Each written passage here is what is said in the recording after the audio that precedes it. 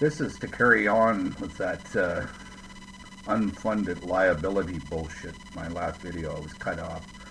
I was saying how if you don't take care of the worker that's working next to you, who's going to take care of you when the time comes?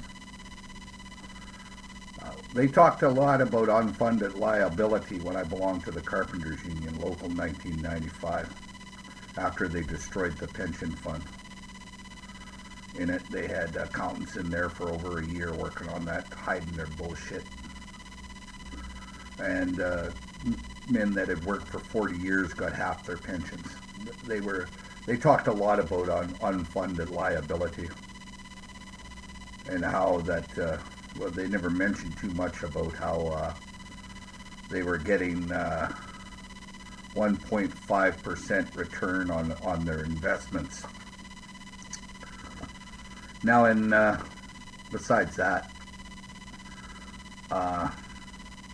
that's not what took place with the WCB in BC.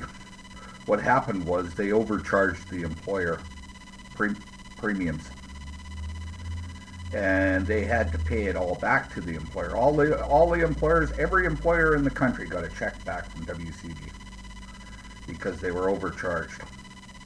But now, because they had all that money invested in that, they want that money back. So they're making it all back. But they're making it all back on the backs of the injured worker. You can go onto the internet and see what these animals are investing in. They're investing in tons of stock. I've never done it before, but Josh has. He's been on their site, their investment site. He says the things that they're investing in is just wild. So they're making billions of dollars off the back of the injured worker. They lost billions at first because they overcharged the employer and they had to give it back to them. But then, of course, they had all that money. They liked the feeling and they want it back. So, okay, we can't take it off the employer. So how can we get it back? Well, let's fuck the worker, the injured worker. So that's what they did. Now, there's the odd worker that makes it through WCB. Usually short-term injury, nothing long-term. He gets his money right away and they go about happy and they sing the praises of WCB because they don't know jack shit about it. Now, if you're got any kind of a long-term injury, you find out right away that you're in for a fight usually, unless you've got somebody with a lot of power. If you got a big union behind you, you probably won't have any trouble. But if you're a non-union worker, or you don't have any pull behind you, you're in for a fight. Especially with a back injury or something, a soft tissue injury, you're going to get screwed 6 weeks to Sunday. But never buy into these assholes in the suits. They're always telling you what's best for you. Well, it's not best for you. It's best for them. And Dr. Mustard, what a name, Dr. Mustard. Well, he can spread his bullshit somewhere else because this drywaller, for one, doesn't believe him. That the satisfaction amongst employees is down huge. The satisfaction among employers might be up, and there's even a few employers that hate WCB's guts, but they can't do anything about it. They're so few and far between, they can't do nothing about it anyways. But the majority of them are quite satisfied with what WCB is doing because they don't give a shit if you're a good worker or not. If you ain't capable of working, you ain't worth the trouble to pay. And that's what workers got to start realizing before they're injured. Just exactly what these employers really think of them. And the only way to do that is through education. You have to educate these kids. Because there's a lot of them. I was on a job site delivering some stuff on a job site there the other day. And there was a kid on the job site. He had a set of those pull-on slippers, runners on his feet on a job site. We're talking a huge, huge job site, and he's on the bloody job site working with that. So that tells you about their safety bullshit. That kid shouldn't have made it through the front gate with those things on. I mean, I was on the same job site, and the guy yelled at me to get my hard hat on, and you know, I got my hard hat on because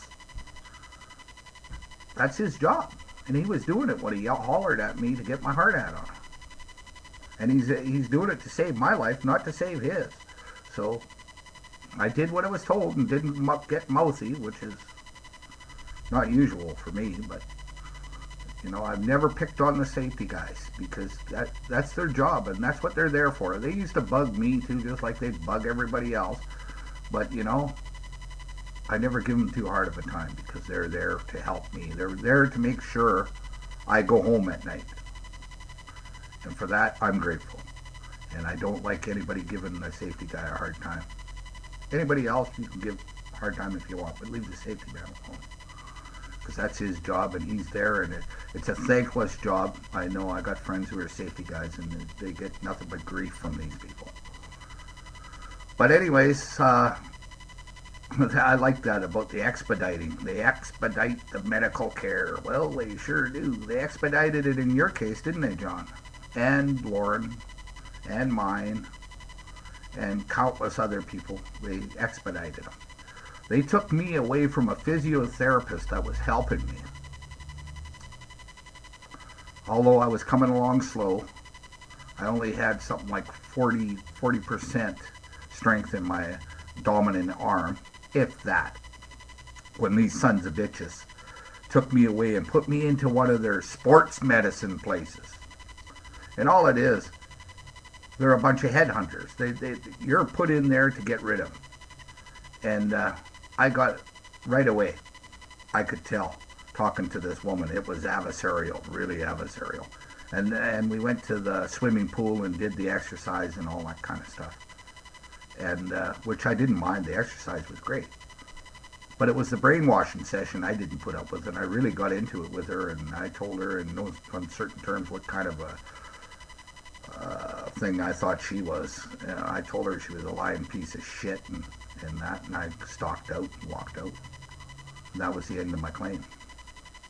But that's why I was put into that program, because they knew what was going to happen. She was told to pick a fight with me, and that's what she did. I would have liked to have got it on tape recording and behaved myself and played it for everybody. That's what I would have liked. But, you know, I didn't bother. And I should have.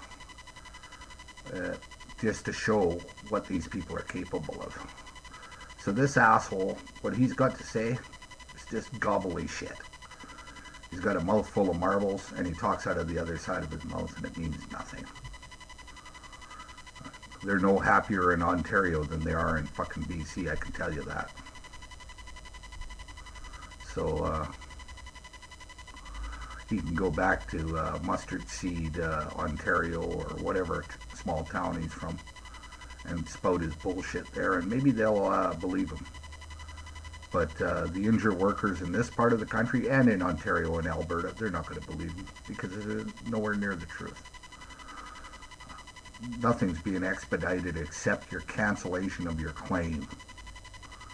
And that's about it. But they all show up in fancy suits and looking down from the podium, down on the faces of the victims. That's the part I like.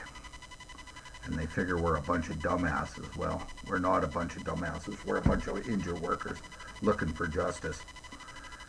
And I don't think we're going to get it from people like that. But anyways, that's my, hopefully my final video for the night. Starting to get all tired out doing all this camera work. I'm beginning to feel like Mel Gibson here. Only I hope I don't say anything as stupid as he did. But anyways, wish everybody a good night, and that's it.